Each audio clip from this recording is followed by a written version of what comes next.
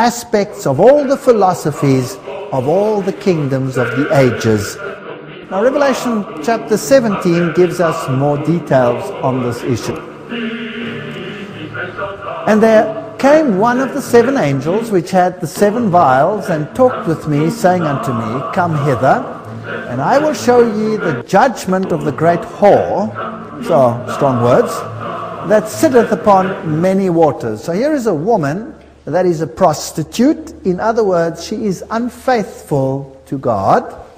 A woman, in a biblical sense, is a church, and there are numerous texts in the Old and the New Testament to substantiate this.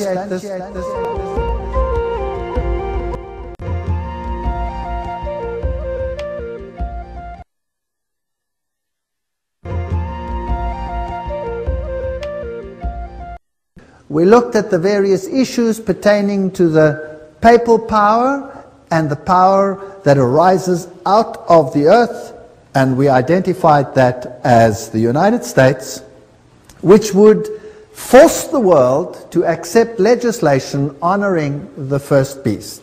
Now, that is a process which will have to continue over all the kingdoms of the world.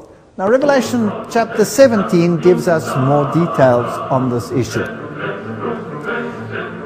And there came one of the seven angels which had the seven vials, and talked with me, saying unto me, Come hither, and I will show ye the judgment of the great whore, so strong words, that sitteth upon many waters. So here is a woman that is a prostitute. In other words, she is unfaithful to God. A woman, in a biblical sense, is a church, and there are numerous texts in the Old and the New Testament to substantiate this. Christ is also the husband. He's coming to fetch his bride, the church, the woman aspect over there. So this great apostate woman sits on many waters, and we saw that the waters are multitudes, nations, peoples, tongues, according to the definition in Revelation itself.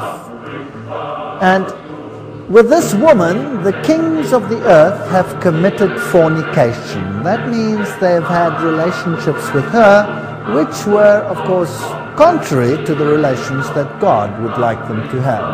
And the inhabitants of the earth have been made drunk with the wine of her fornication.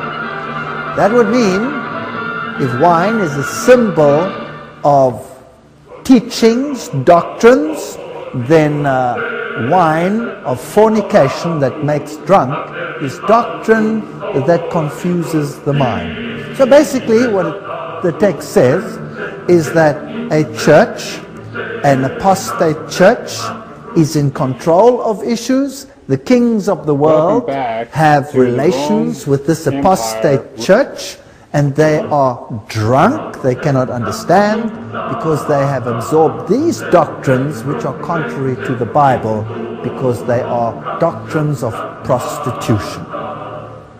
So he carried me away in the spirit into the wilderness, and I saw a woman sit upon a scarlet-colored beast. So here is a red color. This is a color of sacrifice, and it was full of names of blasphemy. So there's a blasphemous power, and we saw what that meant when we looked at Revelation chapter 13, and the Bible gives us clues by showing that to say that you are in the place of God, that you are God on earth, that you can forgive sins, that you can take that which applies to Christ and apply it to yourself, that's a blasphemy.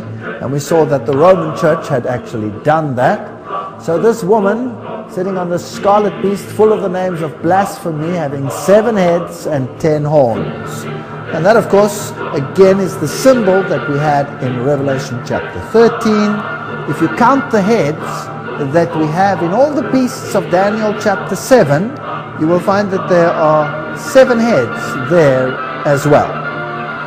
Because the first beast obviously has 1 head over there, which represents Babylon, the lion. Medo-Persia has 1 head. Greece is represented having 4 heads, and then 1 head of the final beast in Daniel chapter 7 adds up to 7 heads. That means over time, all the time periods are covered and have been incorporated into this one structure. This Catholicism structure has aspects of all the philosophies of all the kingdoms of the ages embodied in it. It has perfected paganism, if you would like to call it that. The woman was arrayed in purple and scarlet, two colors which apply definitely to the Roman Church. They use the colors purple and they use the colors red for cardinals and for bishops.